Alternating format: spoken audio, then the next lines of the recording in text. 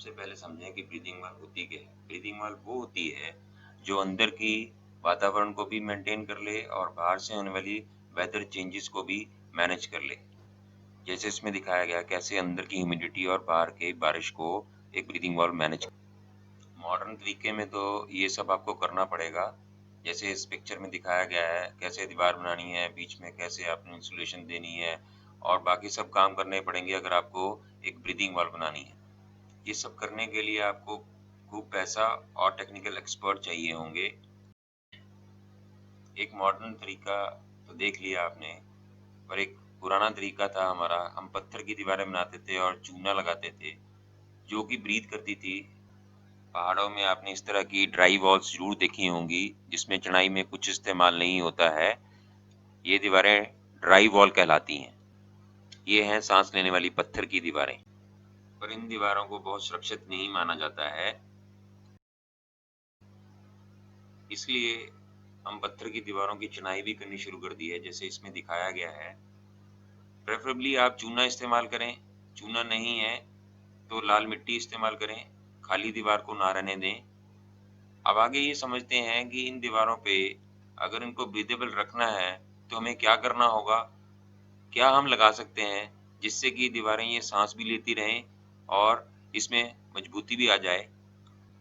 सबसे पहला तरीका जो हमारे दिमाग में आता है वो ये है कि हम सीमेंट लगा दें।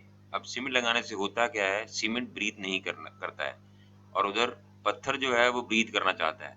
तो उसका जो एंड रिजल्ट होता है ये आपके सामने दिख रहा है। तो ना तो चिनाई करें पत्थर की सीमेंट के साथ, ना ही उसकी प्लास्टिक करें सीमेंट के साथ, क्योंकि पत्थर को ब्रीथ करना है। हमारे साथी करण सिंह जी ने हमें बताया कि अगर हम पत्थर की दीवार को मजबूती भी देना चाहते हैं और उसकी सांस लेने की क्षमता को भी बरकरार रखना चाहते हैं तो हम इस पे वैदिक प्लास्टर लगा सकते हैं। खाली ध्यान ये रखना है कि ईंट की तरह इसकी बहुत तराई नहीं करनी है। आपको खाली जिस दिन प्लास्टर को लगाना है, वैदिक प्लास्टर को, उस दिन हल्के से उसको गीला करके उस पे इस तरह से प्लास्टर लगा देना है। अब वैदिक प्लास्टर आने से हो सकता है लोग अपने पुराने भवनों का जीर्णोद्धार करना चाहें, रेनोवेट करना चाहें, तो इस तरह की आपको दीवारें मिलेंगी। इन दीवारों पे आपने देखा होगा जैसे चूना लगा होता है, हो सकता है मिट्टी लगी हो। आपको सबसे पहले इन दीवारों को इस तरह से साफ करना है।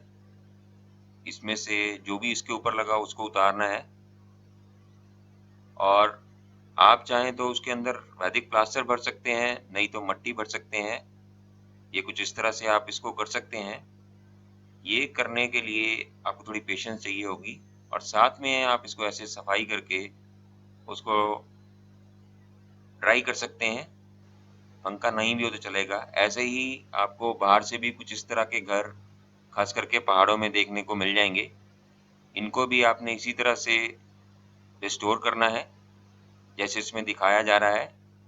आप पूरी पुताई कर सकते हैं वैदिक प्लास्टर की इन दीवारों पे, जैसे करण सिंह जी ने बताया था कि हल्का सा ही गीला करना है, तराई बहुत ज्यादा नहीं करनी है। ये दोनों तरह से कर सकते हैं जैसे इसमें दिख रहा है आपको। एक में पूरी पुताई करी और दूसरे में उन्होंने ऐसे ही वैदिक प्लास्टर को भर सकते हैं आप। तो इस तरह से आपको पुराने घर का जीर्णोद्धार भी हो जाएगा, साथ ही पत्थर की दीवार सांस भी लेती रहेगी। आपका खर्चा भी बचेगा नए घर बनाने का। ये फायदा होगा आपको वैदिक प्लास्टर लगाने का। जिन भी दीवारों पे आपको कम तराई करनी है वहां पे आप इस तरह से ये रेजिन लगा के 24 घंटे के लिए छोड़ दें और उसके बाद आप उस पे वैदिक प्लास्टर। पत्थर की दीवारों के केस में ये सब गलतियां नहीं करनी है। अधिक जानकारी के लिए आप वीडियो के साथ दिए गए लिंक्स पे जाके पढ़ सकते हैं, वीडियो देख सकते हैं। आशा है आज आपको पत्थर की दीवारों के बारे में कुछ जानकारी प्राप्त हुई। ये video doctor S D Malik के निमित्त है।